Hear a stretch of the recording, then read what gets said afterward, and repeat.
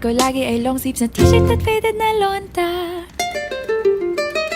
Pero noong makilala kita, nagbagong bigla ang aking timpla. Natutuwa ko na magpariban at mag-ahit ng kilay at least once a month. Hindi ko alam kung anong meron ka na sa akin ay nagpalambot ng bigla. Sinong mag-aakalang lalaki pala ang bibiyag sa tulad kong tigring gala. Kahit ako'y titibo-tibo, puso ko ay titibok-tibok pa rin sa'yo.